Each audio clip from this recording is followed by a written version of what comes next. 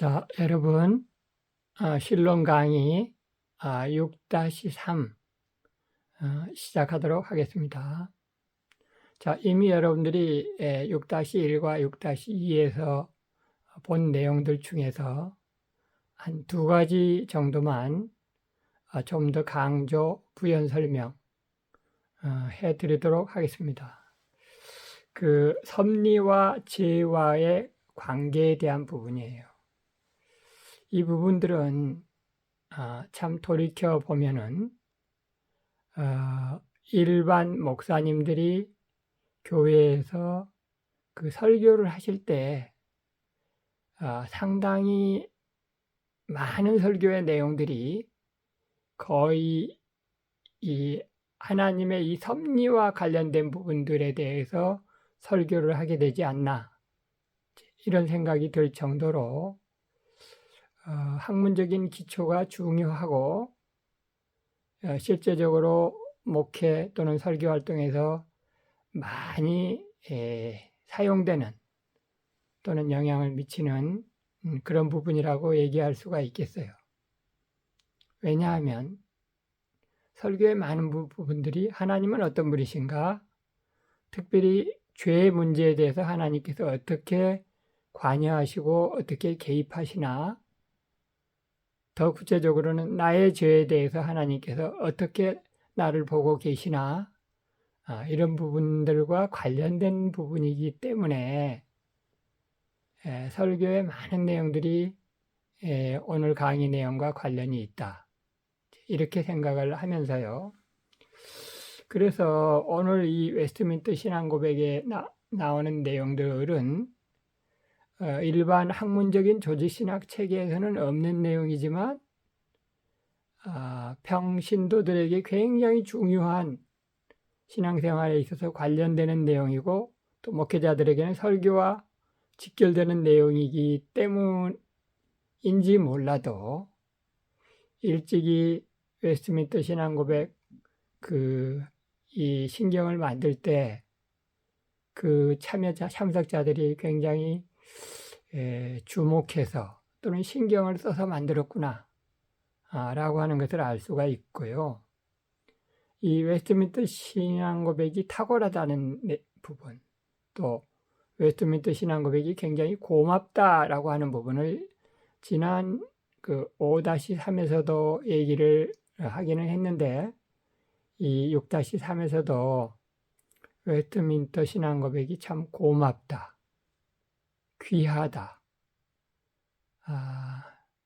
그 신학 교과서에도 없는 내용인데도 불구하고 실제로 우리에게 중요한 것들을 많이 정리해 준다, 중요한 설교거리들을 제공해 준다 라고 하는 점에서 그 중요성을 여러분들에게 말씀을 드리면서 다시 한번 강조 요약하도록 하겠습니다. 죄와 섭리와의 관계, 또는 죄에 대해서 하나님께서 어떻게 하시나라고 할 때 가장 첫 번째로 얘기 나오는 것은 하나님께서는 죄의 조성자가 아니시다라고 하는 거예요. 이제 이 문제는 하나님께서 죄의 조성자가 아니시지만 그럼에도 불구하고 우리 인간들에게 자유의지를 주셨다 라고 하는 이 부분과 관련해서는 가령 예정론 중에서 이제 깊이 들어가면 이제 그런 논쟁도 있긴 있었잖아요.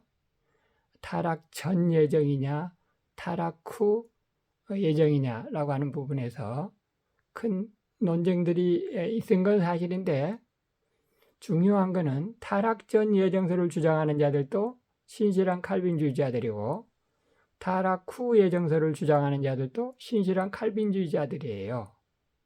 신실한 칼빈주의자들 사이에서 약간의 의견 차이가 있다고 해서 서로 적대시하고 원수처럼 대할 필요는 없는 거 아니겠어요?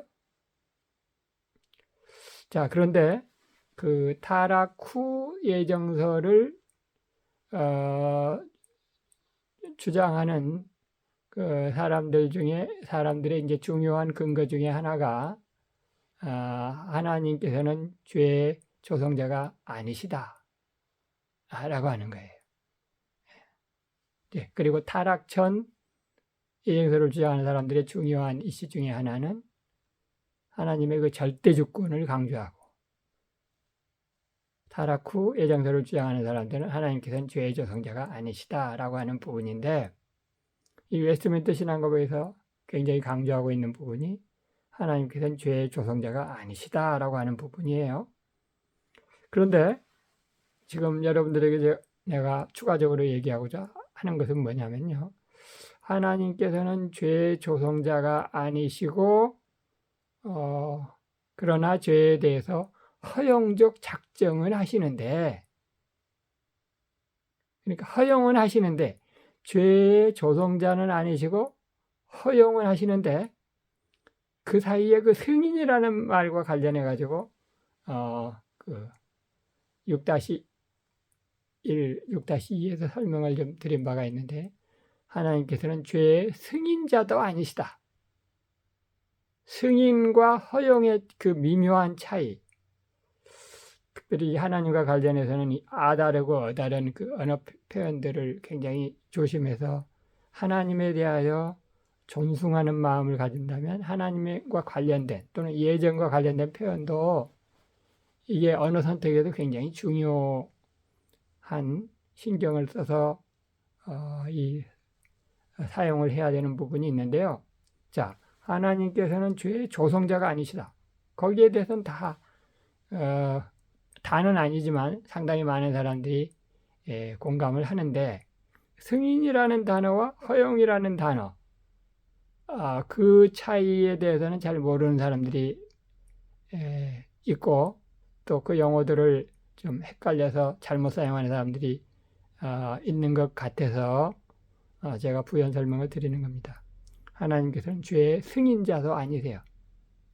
오케이.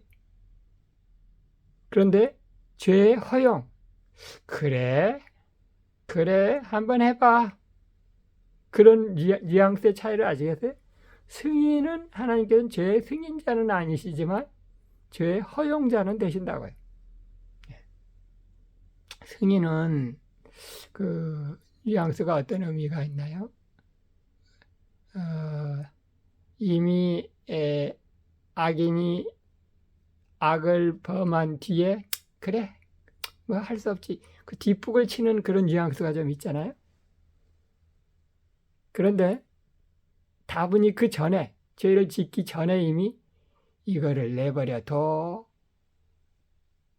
아니면 못하게 막아라고 하시는 그 죄 짓기 이전에, 그러니까 승인은 죄 짓고 난 뒤에 맥락이라고 한다면, 죄 짓기 전에 그래 그래도 결국은 이렇게 될 걸 내다보시는 하나님께서 허용하시는 측면이 있다고요. 그 예로 한 2가지 정도를 들었죠, 여러분. 하나는 선악과 명령. 하나님께서는 인간들이 결국 자유의지로 죄를 저지를 가능성이 월등 높다는 걸 아시지만, 그럼에도 불구하고 자유의지라고 하는 걸 주시기를 기뻐하셔서 자유의지를 주셨단 말이에요. 허용이에요, 허용. 그리고 이제 욥의 경우도 마찬가지인데, 사단이 하나님께 와서 이제 욥을 참소할 때, 이래 하나님께서 내버려 두시면 욥이 하나님을 부인할걸요? 라고 사탄이 참소할 때, 그래? 그렇지 않을 거를 다 알고 계시는 하나님께서 그럼 너 한번 해봐, 이제 허용을 하신단 말이죠. 그래서 이제 허용적 작정이라는 말을 쓴다. 자, 여기까지 왔는데, 그 다음에 이제 웨스트민스터 신앙고백에서 또 많은 사람들이 사실은 잘 모르고 있는 부분이 뭐냐면, 허용적 작정이라고 하면 대체로 수동적인, 하나님께서 죄에 대해서는 수동적으로 그냥 그 악인들이 하는 거에 대해서 그래 해봐, 그냥 수동적으로만 하시나 허용만 하시는 그런 그 입장이신가 라고 할 때, 그런 질문에 대해서 그게 아니다. 죄와 관련해서 단호하게 야단치실 건 야단치시고 못하게 하실 건 못하게 하시고 또 때로는 오히려 죄를 더 짓게끔 하시는 것처럼 보이지만 사실은 죄의 조성자는 아니신 하나님께서 알고 봤더니 죄를 이미 지은 자들이 죄를 짓고 나서도 모르기 때문에 죄를 더 큰 죄를 짓게 그 유도 이제 이게 말하자면 허용이죠. 예, 그 하심으로써 결국은 이전에 지은 죄의 심각성을 더 드러내시는 하나님. 이 부분과 관련해서 하나님께서는 죄에 대해서 단지 수동적이신 정도가 아니라 죄에 대해서 아주 적극적이시고 단호하신 측면도 있다. 라고 하는 부분을 이제 짚어드렸던 거예요. 이제 그러면서 그 하나님께서 적극적으로 죄에 대해서 관여하시는 부분을 이제 크게 둘로 나눴죠. 하나님의 자녀들의 경우와 악인들의 경우. 그렇게 둘로 나눴는데 그 둘의 차이는 뭐냐면 하나님의 자녀들의 경우에는 죄에 대하여 잠시 동안 노출되는 거예요. 잠시 동안. 이에 반해서 악인들의 경우에는 잠시 동안이 아니고 결국은 죄가 더 죄를 낳고 더 큰 죄를 낳고 하다가 자기가 급기야 자기의 죄에 대해서 깨닫기도 하고 이제 뭐 후에 동의하기도 하지만 이미 때는 늦는 이제 악인들의 경우와 그래서 결국은 이제 지옥으로 가게 되는 하나님께서 내버려 두시는 것이 결국은 악인의 입장에서는 지옥으로 가게 되는 건데 이런 그 차이점이 있다고 그랬어요. 공통점은 하나님의 자녀들도 죄를 지을 수 있다. 그런데 차이점은 하나님의 자녀들의 경우에는 잠시 동안이다 라고 하는 건데 그 잠시 동안의 그 경우에 크게 한 세 가지 정도를 얘기를 하면서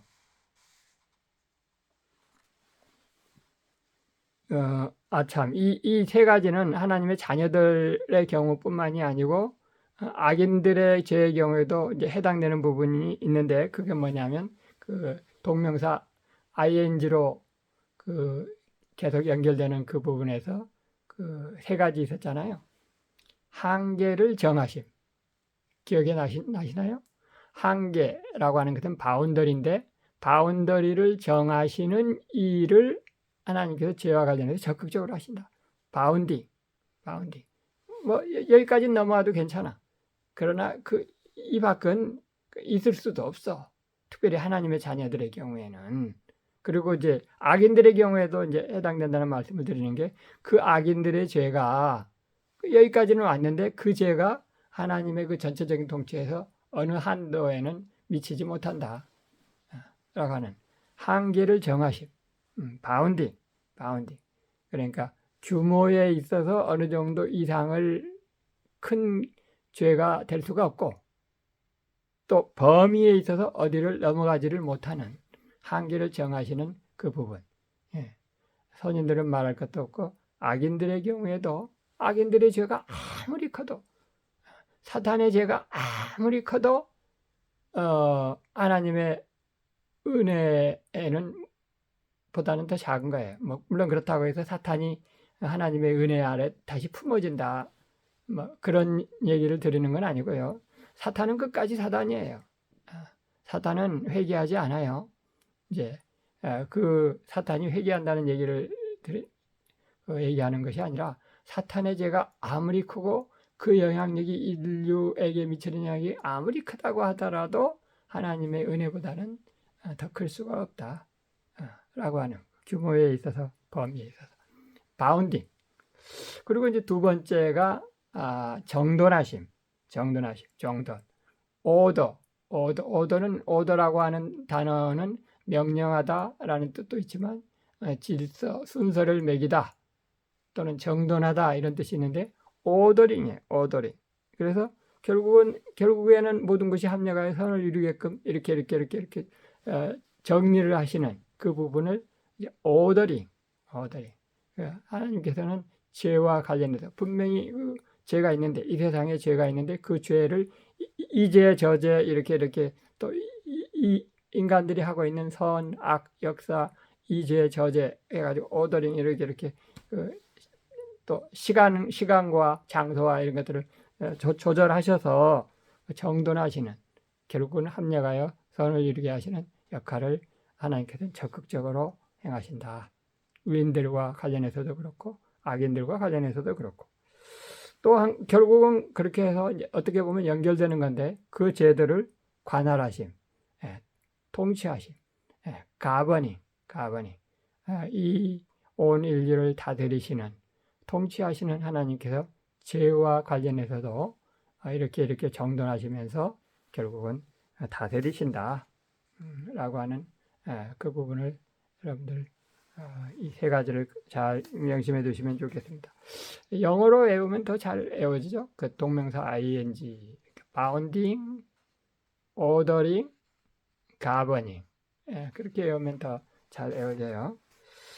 자, 그래서 이제 하나님의 자녀들의 죄와 관련해서는 이제 다윗의 경우를 좀 본 바가 있고, 악인들의 경우, 악인들에 대한, 악인들의 죄에 대한, 악인들은 뭐 항상 죄를 짓는 자들인데, 악인들에 대해서는 역시 하나님께서 하나님의 은혜, 악인들의 죄보다 하나님의 은혜가 더 크신데, 그럼에도 불구하고 선택받지 않은 자들, 악인들 또는 하나님을 모른다 하는 자들, 그런 자들에 대해서 하나님께서는 어떻게 세 가지 하시냐. 영어로 이제 withhold from, 그리고 또 하나는 그리고 withdraw, 그리고 세 번째는 expose, 이렇게 이제 악인들의 죄와 관련해서 영어 단어로 얘기를 했었죠. 그래서 withhold from은 은혜를 주지 않으시는 거예요. 하나님께서 은혜를 주지 않으세요. 이때 그러나 일반 은총까지 그 사람에게서 거둬가시는 건 아니에요. 그러니까 악인들의 밭에도, 악인들의 논에도 비는 내리는 거예요. 물론 그 비가 어떻게 역사에서 곡식을 더 많이 맺고 적게 맺고의 차이는 있을 수 있지만, 내리는 비는 악인들의 논에도 비는 내리고 악인들의 밭에도 햇빛은 비치는 거예요. 일반 은총은 그래도 하나님께서는 거둬가시지 않으시지만, 일반 은총이 아닌 특별 은총과 관련해서는 하나님께서 은혜를 주지 않으신다. 지혜도 주지 않으시고, 또 예수 그리스도 앞에 나와서 회개하게끔 하는 은혜도 주지 않으시고, 그러면 그런 고귀한 은혜가 없으면 아무리 일반 은총이 있다고 하더라도 세상 사는 무슨 낚시 있겠어요. 자꾸 재미없는 생각만 들고 때로는 우울증에 들기도 하고 그런 거죠. 은혜를 주지 않으신, 그게 이제 withhold from이고, 두 번째는 withdraw, 때로는 이미 주셨던 은혜를 거두어 가시기도 하신다. 때로는 은혜 또는 재능, 때로는 직분, 이런 것들을 연원봐라 해가지고 이제 그 직분을 한번 그 통치자로 세웠더니 안 되겠네. 물론 하나님께서 그 안 될 것을 모르셨던 건 아니지만, 사람들로 하여금 경각심을 주게 하기 위해서 그 악한 자를 통치자로 세웠다가 또 결국은 하나님께서 자, 아니다 라고 하는 것을 본인뿐만이 아니라 그를 지지하는 자들까지도 결국은 그 역사에 드러내시면서 알게 하시는, 그러니까 직분도 빼앗아 가시고, 재능도 빼앗아 가시고, 은혜도 빼앗아 가시는 그런 그 하나님, 이제 굉장히 그 능동적으로 적극적으로 행하시는 그런 부분이죠. 그래서 withdraw, 이미 줬던 거를, 은혜를 거두어 가시는 거. 아까는 은혜를 안 주시는 거고, 이번에는 주셨던 은혜를 거두어 가시는 거. 그리고 이제 가장 무서운 것이 이제 영어로 이제 expose였죠. expose. 그 부분 제가 PPT에서 썼던 문장을 다시 한번 읽어드릴게요. 죄의 대상들에게, 그들은 악인들이죠. 악인들을 죄의 대상들에게 노출시키신다. 죄의 대상들, 이 세상은 죄된 것들 또는 죄의 유혹들, 이런 것들이 굉장히 많은데 그 대상들이 그대로 드러내버려요. 은혜는 주시지 않으시면서 그거를 그대를 드러내시면, 영어로는 expose. 그러면 그들은 결국 죄로 달려갈 수밖에 없는 거예요. 그래서 그들을 자기들의 정욕, 그 죄로 물든 정욕들, 그리고 사탄의 권세로 내어주신다. 이제 그 부분이 로마서 말씀에서는 그렇게 돼 있죠. 로마서 말씀에 그들의 상실한 마음 가운데로 그들을 내버려 두신다라고 하는 그런 표현이 있는데, 그 죄 대상들에게 그들을 노출시키시고 그들을 내버려 두시면, 그 내버려 두시는 게 결국은 유기이면, 그 악인들은, 그 내버려 둠을 당한 자들은 그가 지은 죄 때문에, 그리고 그가 이전에 그의 조상들 아담 때로부터 내려온 그 죄 때문에 결국은 이제 그 구원을 받지, 그 악의 구렁텅이에 빠져 있는, 죽었던 존재, 그 악의 구렁텅이에 빠져 있는, 그래서 구원을 받지 못하게 되는 거예요. 그리고 내버려 둠을 당하면 결국은 지옥으로 가게 되는 거죠. 그래서 이 죄를 드러내시는 하나님. 설교 제목도 참 좋잖아요. 죄를 드러내시는 하나님. 인간들은 자기가 죄를 짓고도 모르는 경우가 많고, 혹시 안다고 하더라도 모르는 척 하는 경우가 많아요. 설마 이걸까? 설마 나의 이 죄 때문에 그럴까?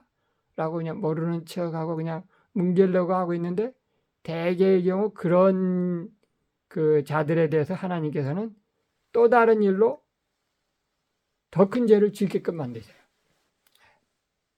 이제 이거를 결코 하나님께서 죄를 부추시킨다거나 죄를 조성하신다거나 라고 하는 표현을 써서는 안 되는 부분이, 그가 이미 지은 죄 때문에, 그럼에도 불구하고 그가 죄를 그냥 뭉개려고 하기 때문에 하나님께서 그 죄를 드러내시는 거예요.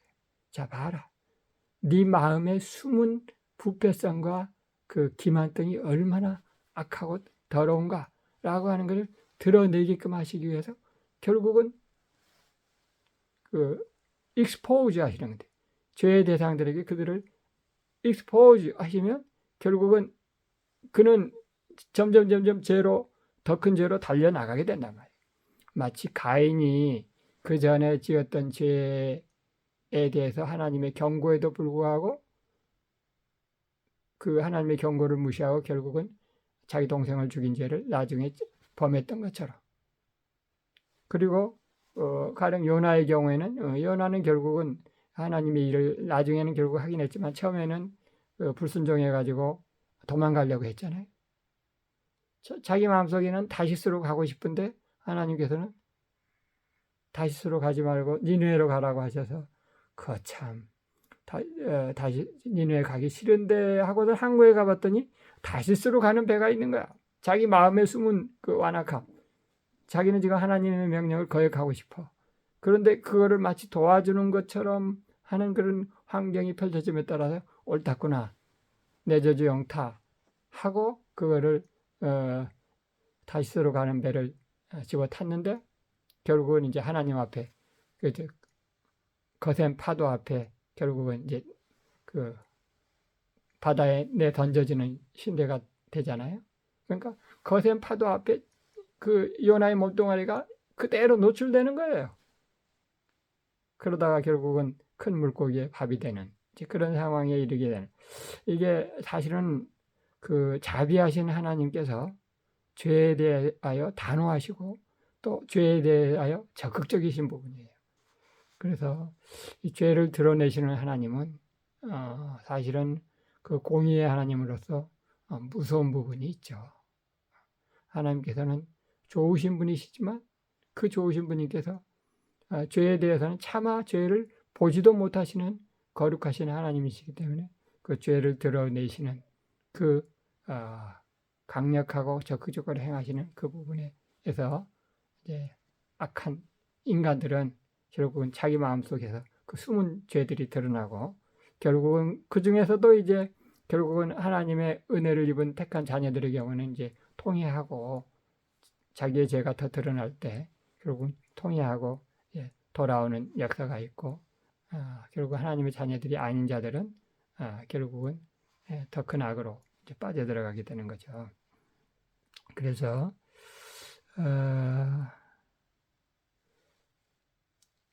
이런 그 죄를 드러내시는 과정에서 오히려 때때로 하나님께서는 인간들로 하여금 죄로 몰아가시는 건가 이렇게 보일 때도 있지만, 사실은 결코 그것이 아니라 인간들의 숨은 마음의 부패성과 기만성을 드러내심으로써 하나님의 공의를, 거룩하신 하나님의 그 속성을 드러내시는 부분이다. 그럼으로써 하나님의 공의의 영광이 빛나게 된다 라고 하는 것을 여러분들께 말씀드리겠습니다.